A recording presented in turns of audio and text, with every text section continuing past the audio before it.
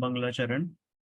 स्यादिवाद नये षटि द्रव्य गुण पर्याय और प्रमाणिका जड़ कर्म चेतन बंध का अरु कर्म के अवसान का कह कर स्वरूप यथार्थ जग का जो किया उपकार है उसके लिए जिन्हें वाणी माँ को वंदना शत बार है, वंदना शत बार है।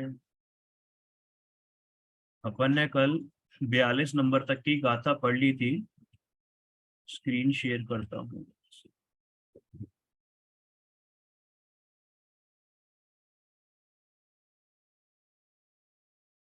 स्क्रीन विजिबल है सबको?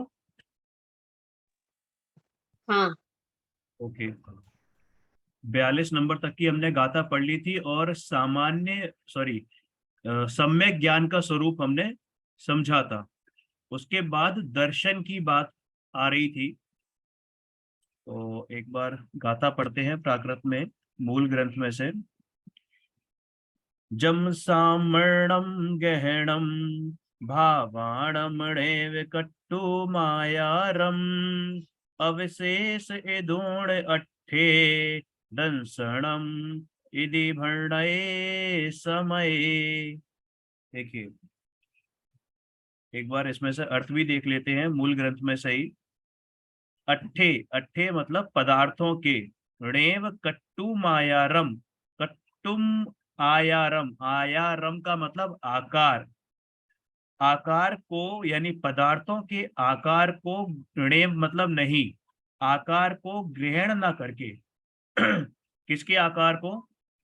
पदार्थों के आकार को ग्रहण ना करके, विशेषता ना करके, जम यानी जो, भावाणम सामर्णम यानी कि जो सामान्य पदार्थों का सामान्य ग्रहण करना। भावाणम मतलब भाव और सामान्यम मतलब सामान्य, सामर्णम मतलब सामान्य भाव को ग्रहण करना। सो दंसड़म यानी दंसड़ या दर्शन है। यदि यानी ऐसा, समय मतलब शास्त्र में, बड़े मतलब कहा है।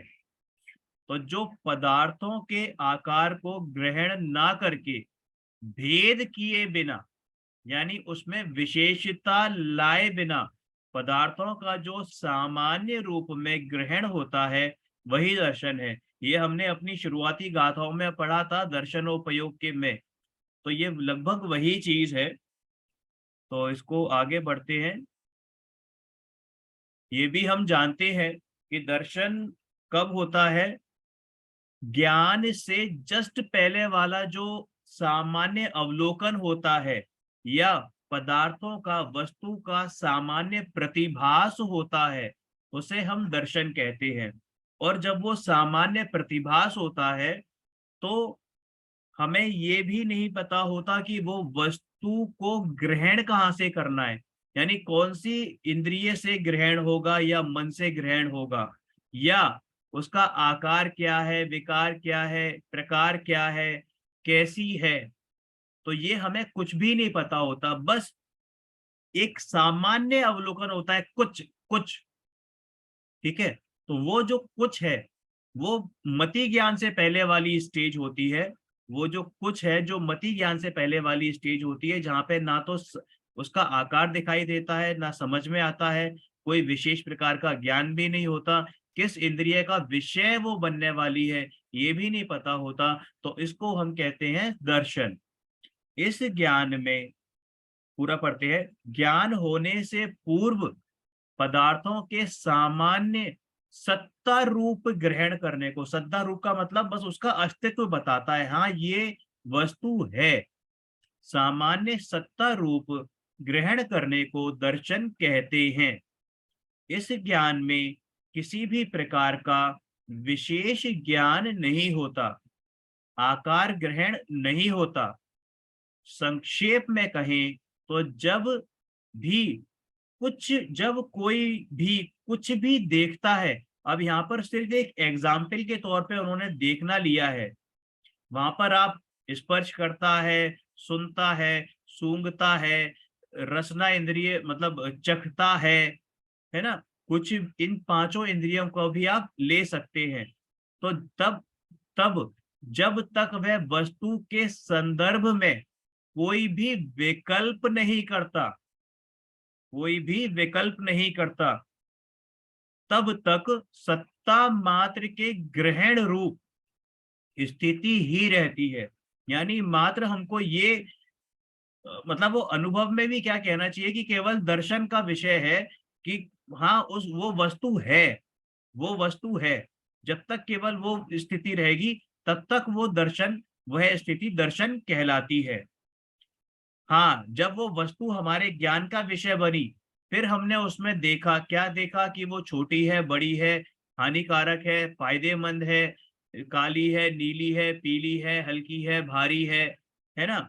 ये सारी चीजें जब विकल्प में आने लगती हैं, तब वह वस्तु ज्ञान का विषय कहलाती है, यानी वो प्रोसेस ज्ञान कहलाता है। ये दर्शन और ज्ञान छदमस्त जीवों को, छदमस्त का मतलब पहले गुण स्थान से लेके और 12वें गुण स्थान तक के जीव, यानी कि निगोदी से लेके, निगोदिया जीव जो एक इंद्रिय जीव है, वहां से लेके और 12वें गुण स्थान तक के संगी पंचेंद्रिय जो मुनिराज हैं, उनको ये स्थिति क्रम से होती है। क्रम से मतलब क्या कि पहले दर्शन होगा, उसके बाद ज्ञान होगा। और ये भी हमने जाना था कि दर्शन के बाद ज्ञान हो ही, इसका भी कोई नियम नहीं है, मतलब गारंटी नहीं है कि जो चीज दर्शन का विषय बनी वो ज्ञान का विषय बनेगी ही बनेगी। हाँ, ये नियम अवश्य है कि जो वस्तु, जो चीज ज्ञान का विषय बनी वो पहले दर्शन का विषय बनी होगी, ये डेफिनेट है। ठीक है, तो हमने दो बातें की। एक तो क्रम वाली बात की कि पहले दर्शन होता है फिर ज्ञान होता है, लेकिन ये जो नियम है कि पहले दर्शन और फिर ज्ञान, ये मात्र एक पहले गुण स्थान से लेकर और 12वें गुण स्थान तक के मुनिराजों पर ही लागू होता है, यानी छद्मस्त जीवों पर ही लागू होता है। केवलियों पर ये बात लागू नहीं होती। उनको तो दर्शन और ज्ञान दोनों पैरेलल चलते हुए रहते हैं, यानी एक साथ ही होते हैं, एक समय में होते हैं, समय भेद वहां पर नहीं होता। यही बात 44वीं गाथा में बताई गई है। 44वीं गाथा पढ़ते हैं। दंसड़ पुव्वमणाणम छदमत्थणाणम दुर्नियोगा जुगवम जमहा केवलीणा हे जुगवम तूते दोवी। क्या कह रहे हैं कि दंस की जो ज्ञान है वो दर्शन पूर्वक होता है। यही है, देखिए, अल्प ज्ञानी जीवों के, अल्प ज्ञानी कहा है 12वें गुण स्थान जीवों को भी, जो कि 2-4 समय बाद ही मोक्ष लेने वाले हैं, केवलीय होने वाले हैं, उनको भी अल्प ज्ञानी कहा है, क्योंकि उनको सर्वज्ञ नहीं है ना वो अभी, इसलिए उनको अल्प ज्ञानी कहा है। कि अल्प ज्ञानी जीवों को दर्शन पूर्वक ज्ञान होता है, क्योंकि छद्मस्तों को दोनों उपयोग एक साथ नहीं हो सकते। क्या लिखा है कि छद्मस्तों को दोनों उपयोग एक साथ नहीं हो सकते। ठीक है, किंतु केवलियों को यानी केवल ज्ञानियों को दोनों उपयोग एक साथ होते हैं। समझ में आया? तो ये याद करने वाली चीज है, हमेशा दिमाग में रहे कि छद्मस्तों को दर्शनोपयोग और ज्ञानोपयोग एक साथ नहीं होते, पहले दर्शनोपयोग होगा उसके बाद ज्ञानोपयोग होगा, लेकिन केवल ज्ञानियों को दोनों उपयोग एक साथ होते हैं। 42वीं व 43वीं गाथा में जिन ज्ञान दर्शन की चर्चा की गई है, उन्हें इस गाथा में दो उपयोग कहा गया है। इन दोनों उपयोगों का की उत्पत्ति का नियम बताते हुए इसमें कहा कि अल्प ज्ञानियों को दोनों उपयोग एक साथ नहीं हो सकते। पहले दर्शनोपयोग होता है, बाद में ज्ञानोपयोग होता है, और बाद किंतु सभी अनंत भगवानों को और सिद्ध भगवानों को दोनों उपयोग एक साथ होते हैं। समझ में आया? ये हम पहले भी कई बार पढ़ चुके हैं। इसके पश्चात 45वीं गाथा में सम्यक चारित्र का वर्णन किया गया है।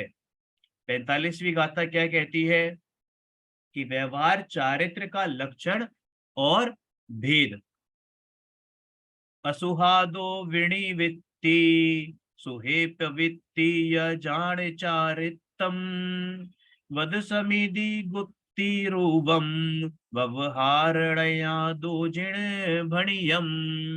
देखिए क्या बोल रहे हैं कि असुहादो, असुहादो का मतलब अशुभ कार्य है ना, अशुभ क्रिया, अशुभ क्रियाओं से, और विनिवृत्ति का मतलब उनसे निवृत्ति लेना, अशुभ कार्यों की निवृत्ति। निवृत्ति का मतलब लेफ्ट आउट, मतलब उनसे हम अब मुक्त हो चुके हैं। किनसे? अशुभ क्रियाओं से तो मुक्त हो चुके ही हैं। अब ये बात किसके लिए है?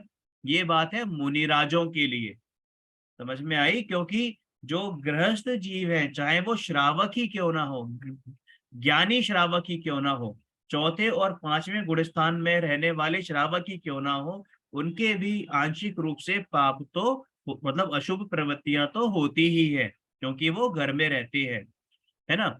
चौथे गुणस्थान का तो असंयम ही है, और जो पांचवा गुणस्थान है वो भी देशव्रती है, यानी कि उनकी पूर्णतः संयम नहीं है, इसलिए उनके अशुभ प्रवृत्ति तो अभी है, भले ही थोड़ी हो। केवल मुनिराजों से शुरुआत होती है, जब अशुभ प्रवृत्तियों से या अशुभ कार्यों से निवृत्ति हो जाती है। तो ये मुनिराजों की बात है। क्या? कि अशुभ कार्य की निवृत्ति और शुभ कार्य में प्रवृत्ति को व्यवहार नए से चारित्र जानो। अब वे व्यवहार ने कैसा है? व्यवहार ने ऐसा है कि हम मानते हैं कि वो चारित्र है, हम कहते हैं वो चारित्र है, लेकिन यथार्थ में तो नहीं है, क्योंकि चारित्र तो आत्मा में लीनता और रमणता का नाम है। निश्चय से तो चारित्र आत्मा में लीनता और रमणता का नाम है। ये तो बाहरी क्रिया है। जो जीव आत्मा में रमण करता है, उसको ये सारी क्रियाएं सहज रूप से वर्तती हैं। उसको उसके लिए कोई विशेष पुरुषार्थ नहीं करना पड़ता कि मैं समय व्रत रखूं, महाव्रतों का पालन करूं, समिति का पालन करूं, गुप्ती का पालन करूं, और भी बहुत सारे 22 परिचय से हूं। तो ये सब तो व्यवहार चारित्र कहा जाता है, जब निश्चय चारित्र अंदर में घोलन कर रहा हो, चल रहा हो। ठीक है, समझ में आया? और ऐसा मैं नहीं कह रहा, कौन कह रहे हैं? जिनेंद्र भगवान ने कहा है। ये गाथा सम्यक दृष्टि के व्यवहार चारित्र की है। अब समझ में आई बात? क्या? कि ये जो बात है वो मिथ्या दृष्टि पर लागू नहीं होती, क्योंकि उसको तो चारित्र होता ही नहीं है। तो व्यवहार और निश्चय की तो बात ही छोड़ दो, है ना। सम्यक चारित्र तो उसको होता ही नहीं है। किसको? मिथ्या दृष्टि को। अब कोई कहे, कोई मिथ्या दृष्टि हो और उन्होंने दिगंबर वेश धारण किया हो, और वो व्रत समिति मतलब इसका पालन करें, व्रत का पालन करें, समिति गुप्ती आदि का पालन करें, और वो कहे कि मेरा तो व्यवहार चारित्र है, नहीं है। वो भी व्यवहार चारित्र नहीं है, क्योंकि व्यवहार और निश्चय एक दूसरे के पूरक होते हैं, साथ चलते हैं, सहचारी होते हैं। व्यवहार व्यवहार तभी नाम पाता है जब निश्चय साथ में होता है।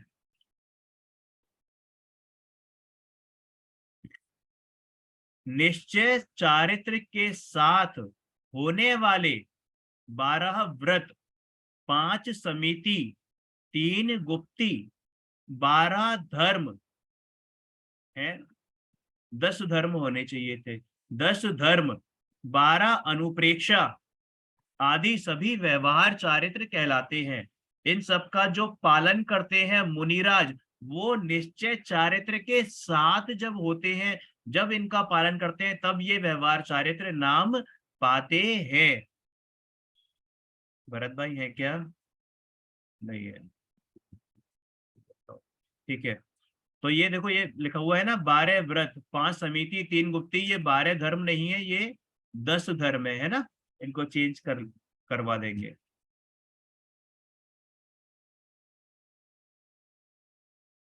अनुप्रेक्षा आदि सभी व्यवहार चारित्र कहलाते हैं। इनमें कोई दिक्कत तो नहीं हो रही है, बहुत कंफ्यूजन। और जो ये नाम दे रखे हैं, 12 व्रत 5 समिति 3 गुप्ती, ये सब आपको द्रव्य संग्रह में मिल जाएंगी अपने मूल उसमें।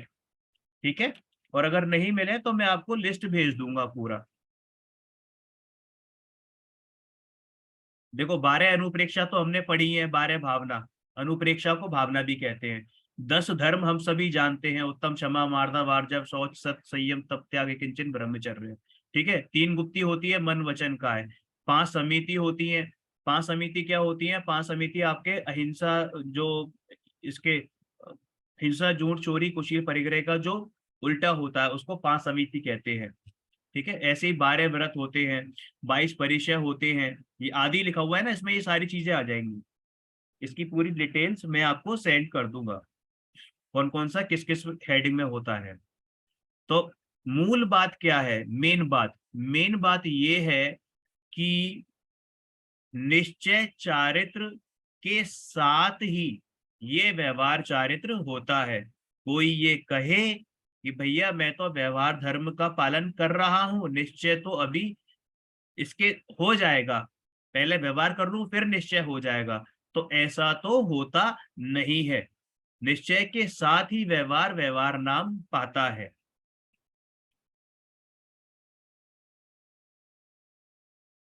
गाथा नंबर 46।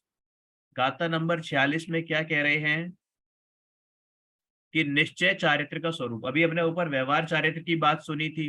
अब देखिए, इसमें जो चीज है वो क्या है, जो ऊपर इसमें नहीं लिखी लेकिन मूल ग्रंथ में लिखी हुई है, कि जब मुनिराज, ये तो पता ही है कि मुनिराज जो है वो छठे 7वें गुणस्थान में झूलते हैं। 7वां गुणस्थान शुद्धोपयोग का होता है, छठा गुणस्थान शुभ उपयोग का होता है। शुभ उपयोग कैसा? शुभ उपयोग किसी की मदद करने की भावना वाला शुभ उपयोग नहीं, मंदिर जाने वाला शुभ उपयोग नहीं। शुभ उपयोग मतलब उस अंतरंग में जो विशुद्धि हो रही है उसको बढ़ाने का जो भाव है, वो शुभोपयोग। स्वाध्याय का भाव है, स्वाध्याय करना, वो शुभोपयोग। स्वाध्याय कराना, वो शुभोपयोग। है ना। ये जो शुभोपयोगों का भार है, और ये क्या नाम है, भाव है, ये एक्चुअल में छठे गुण स्थान में होता है। क्योंकि मुनिराज है, सर्वज्ञ तो हुए नहीं है, तो अभी हमेशा तो सर्वदा तो उसमें हो नहीं सकते आपके शुद्धोपयोग में। बाहर तो आते ही हैं, तो जब वो बाहर आते हैं तो पठन पाठन चिंतन मनन की क्रिया करते हैं। आहार विहार निहार भी उसी दौरान होता है ना। तो ये सब क्या है? शुभोपयोग की क्रियाएं हैं। और ये जो व्यवहार चारित्र है, ये सब इसमें आते हैं। किसमें? इन शुभोपयोग में, कि 12 व्रत 5 समिति 3 गुप्ती 10 धर्म 12 अनुप्रेक्षा 22 परिचय, ये सब शुभोपयोग की क्रियाएं हैं जो बाहर से होती हैं। और इसी के पैरेलल यही सारी क्रिया अंदर भी चल रही होती है। इसी के पैरेलल यही सारी क्रियाएं अंदर भी चल रही होती हैं।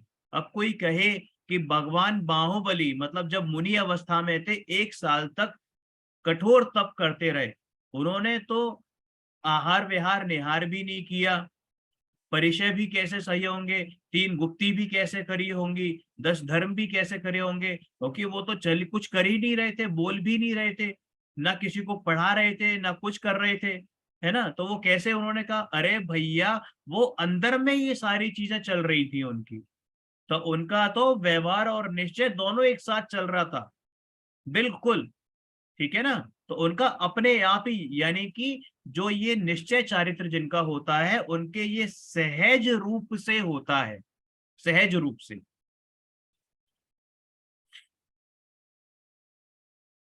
अब गाथा नंबर 46।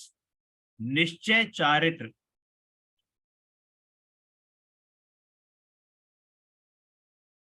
बहिरंभवतर क्रिया हो भव कारणपणा सठम डाणिस्य जम जिणुत्तम तम परमम सम्मचारितम। क्या बोल रहे हैं? देखिए क्या लिखा है यहाँ पे, परम सम्यक चारित्र, परम सम्यक चारित्र कह लो या निश्चय चारित्र कह लो, है ना, ये दोनों बातें एक ही है। परम सम्यक चारित्र का स्वरूप बताते हुए इस गाथा में कहा है, क्या कहा है?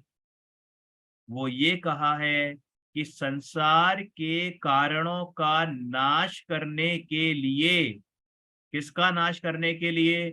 संसार के कारण। संसार के कारण कौन से? ये विश्व का नाश करने के लिए, जिसने विश्व को खड़ा किया है, ऐसे विश्व का नाश, ऐसे कारणों का नाश करना है क्या?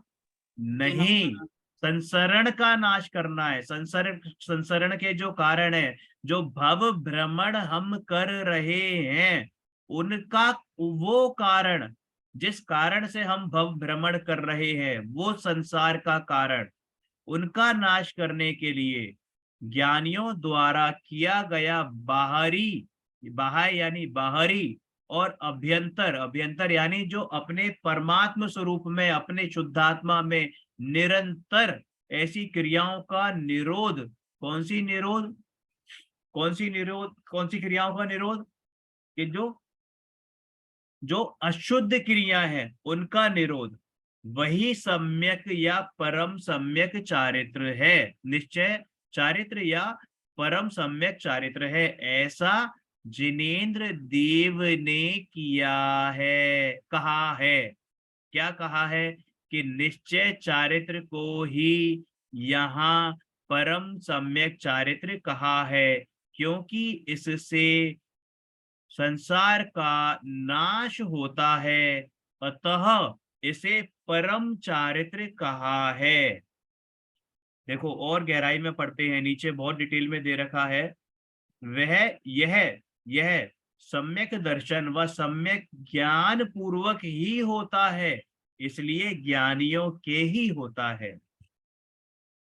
पढ़ते हैं आगे कि शुभ और अशुभ रूप वाणी और शरीर की क्रिया को, शुभ और अशुभ, शुभ और अशुभ रूप वाणी और शरीर की क्रिया को बाहरी क्रिया कहते हैं, और शुभाशुभ मन के विकल्पों को अभ्यंतर क्रिया कहते हैं। तो इनका निरोध, इनका निरोध, इनका निरोध, और जो शुभ और अशुभ दोनों मिलकर ये शुद्ध अशुद्ध नहीं बनते, अशुद्ध ही बनते हैं। शुभ और अशुभ को जब दोनों को मिलाया जाता है तो वो अशुद्ध ही कहलाता है। अशुद्ध के दो भेद हैं, एक शुभ और एक अशुभ। अशुद्ध के दो भेद हैं, एक शुभ और एक अशुभ। शुद्ध तो एकमात्र शुद्ध ही होता है, उसमें कोई भी भेद नहीं होता। तो शुभ और अशुभ रूप वाणी और क्रिया को, वाणी और शरीर की क्रिया को बाह्य क्रिया कहते हैं, तथा शुभ अशुभ मन के विकल्पों को अभ्यंतर क्रिया कहते हैं।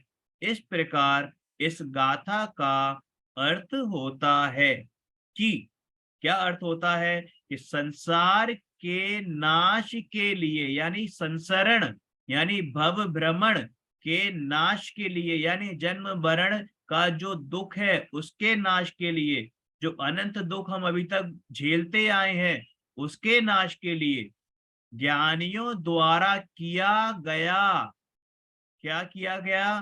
कि मन वचन काय की क्रियाओं का सर्वथा निरोध। मतलब क्या कहना चाह रहे हैं? कि अब वो विकल्पों की जो अवस्था है, कैसी अवस्था? विकल्पों की अवस्था। अब उसमें विकल्पों का जो माया जाल है वो भी खत्म हो चुका है, यानी शुभ विकल्प है, अशुभ की तो बात ही छोड़ दीजिए। जो अब शुभ विकल्प भी उठते हैं, किसी का भला करने का, किसी को ज्ञान अर्जन करने का, किसी और की तरफ दृष्टि करने का, वो विकल्प भी अब नहीं है, वो विकल्प भी अब नहीं है। उसकी बात भी छोड़ो, कि मुझ में दर्शन है, मुझ में ज्ञान है, मुझ में चारित्र है, मुझ में प्रभुता है, मुझ में विभूता है, ये भेद रूप विकल्प भी नहीं रहे। आई बात समझ में? मतलब बिल्कुल भी विकल्प, भेद रूप जो विकल्प है वो भी नहीं है, उनका सर्वथा निरोध। पॉइंट टू बी नोटेड, सर्वथा निरोध। किनका? भेद रूप विकल्पों का, इनका सर्वथा निरोध। वो ये ठीक है, किसका? मन वचन काय की क्रियाओं का सर्वथा निरोध। तो ये है, आया समझ में?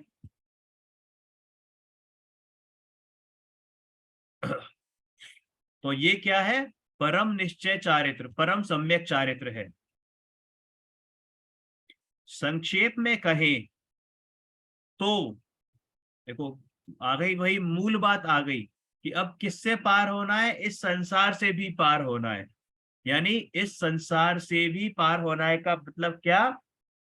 कि अब पंचम गति प्राप्त करनी है। पंचम गति यानी मोक्ष प्राप्त करना है। तो ये उसका उपाय बता रहे हैं, उसका कारण बता रहे हैं। क्या कारण बताया? कि शुभ और अशुभ, बाहरी क्रिया और अंतरंग में यानी मन वचन काय रूपी क्रिया, वो सारी क्रियाएं भी अब बंद है, उनका निरोध है, उनका निषेध है। और कैसा निषेध है? ऐसा नहीं कि थोड़ा निषेध है, ऐसे हाथ लगाया तो ये पोरियों के बीच में जो छेद है उनमें से आता रहे, नहीं, बिल्कुल बिल्कुल निषेध कर दिया, सर्वथा निरोध है।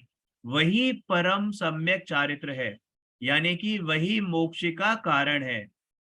सच में कहें, संक्षेप में कहें तो 45वीं व 46वीं गाथा में मोक्ष के कारणों का वर्णन किया गया है। मोक्ष के कारणों की प्राप्ति किससे होती है? क्वेश्चन, मन वचन काय के निरोध को क्या कहते हैं? अब ये आगे बताएंगे। इससे पहले मैं मूल ग्रंथ में से कुछ चीज पढ़ना चाह रहा हूं। 117 नंबर पेज आप देखो, सबसे नीचे एक श्लोक दे रखा है, सात है ना, फुट नोट से ऊपर। चारित्र है वह धर्म है, जो धर्म है वह साम्य है, और उस साम्य जीव का मोह क्षोभ विहीन निज परिणाम है। इसका अर्थ समझो आप। क्या कह रहे हैं? कि चारित्र ही धर्म है। चारित्र मतलब कौन सा? व्रत, महाव्रत, अणुव्रत, संयम, नियम, 22 परिचय, 10-12 अनुप्रेक्षा, 10 धर्म, 5 समिति, 3 गुप्ती का पालन नहीं, अपनी आत्मा में रमणता, वही धर्म है, वही चारित्र है। चारित्र है वही धर्म है, जो धर्म है वही साम्य है, और उस साम्य जीव का, साम्य का मतलब सम्यक है, और उस साम्य जीव का मोह क्षोभ विहीन, यानी जिसका मोह भी नाश हो गया, क्षोभ मतलब कषाय भी नाश हो गई, है ना। और वो कैसा है? निज परिणाम है, मेरा परिणाम है। समझ में आया? धर्म देखिए, नेक्स्ट पेज पढ़िए, सेकंड पॉइंट 118 पर, कि धर्म निश्चय चारित्र मोक्ष का साक्षात कारण है, इसलिए उसे धर्म कहा है। सच पूछें तो धर्म तो छठे गुण स्थान से शुरू होता है। यथार्थ धर्म तो सच मतलब वैसे तो चौथे से शुरू होता है यथार्थ धर्म, क्योंकि तभी चारित्र प्रकट होता है, भले ही से अंश हो चारित्र का, लेकिन वो प्रकट, अगर अगर कह रहे हैं पूर्णता की तरफ जब जागृत होता है तो वो छठे गुण स्थान से होता है। तो निश्चय चारित्र मोक्ष का साक्षात कारण है, इसलिए उसे धर्म कहा है। यही जो मैंने बात बोली कि चौथे, पांचवें, छठे गुण स्थान में उस गुण स्थान के योग्य शुद्धि रूप धर्म होता है, शुद्धि रूप धर्म होता है। और यथार्थ धर्म जो कहा है वो सातवें गुण स्थान से, मैंने छठे बोला था, यहाँ पर सातवें गुण स्थान से समझना आप। सातवें गुण स्थान से शुरू होता है निश्चय धर्म यानी यथार्थ धर्म। ठीक है। अब देखो, बहुत लोगों की शंकाएं होती है कि हम इतना पढ़ रहे हैं, हम इतना कर रहे हैं, ध्यान की बोलते हैं, ध्यान का कई बार नाम आता है, तो भैया वो कैसे होता है, क्या होता है ध्यान? ध्यान का तो हम किसी और दिन लेंगे। जो मूल जो है बेसिक, जो चार तरीके के जो ध्यान होते हैं, आर्त ध्यान, रौद्र ध्यान, धर्म ध्यान और शुक्ल ध्यान, उसको डिटेल में हम बाद में बताएंगे। लेकिन फिलहाल जो मोक्ष के कारण के जो ध्यान है, उसकी तरफ हम ध्यान, मतलब उसकी तरफ हम उपयोग लगाते हैं, ध्यान लगाते हैं। तो ध्यानाभ्यास करने की प्रेरणा दी गई है 47वें नंबर की गाथा में। आप बताइए, यहीं रोकना है, कुछ डिस्कशन करना है किसी को, या आगे बढ़ना है, जैसा आप कहें।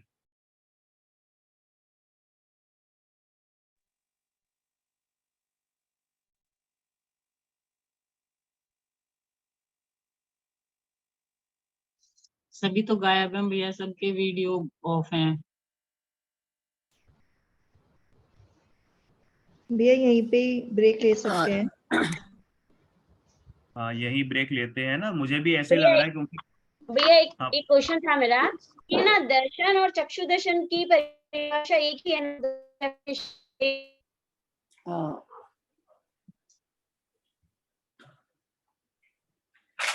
मुझे आवाज गायब हो गई, किसी और को सुनाई दी हो तो वो हाँ, रिपीट कर दे। वो कह रहे चक्षु दर्शन और जो उसका है वो दर्शन एक ही है ना, वो एक ही दर्शन है। और चक्षु दर्शन की परिभाषा एक ही है ना, ये सवाल है उनका।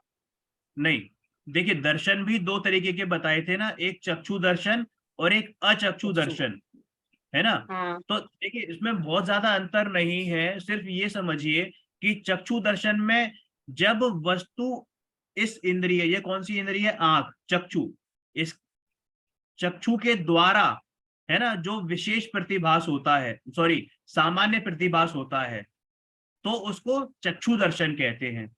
और जब इसके अलावा बाकी जो इंद्रिय या मन का जो सामान्य प्रतिभास होता है, उसको अचक्षु दर्शन कहते हैं। ये डिफरेंस है। नहीं,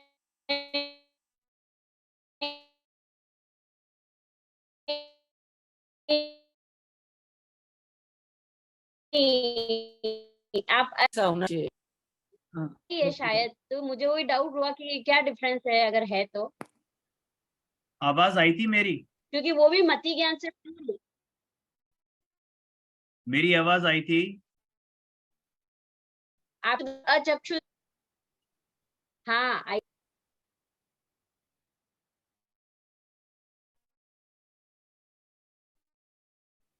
नहीं, उसकी उसमें डेफिनेशन गर्भित सेम लग रही है मुझे। मुझे उसमें क्या डिफरेंस है वो बताओ,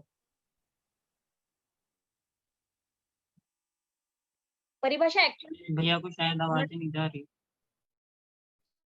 मुझे आवाज नहीं आ आवाज रही तो आ क्या? रही है, मेरा नेटवर्क आ डाउन रही हो है, रहा है। आपके भैया को नहीं जा रही। आवाज आ रही है मुझे, लेकिन मेरा नेटवर्क यहाँ डाउन हो रहा है शायद। हाँ, अब पूनम दीदी आपको समझ में आ रहा है, आप बता सकते हैं?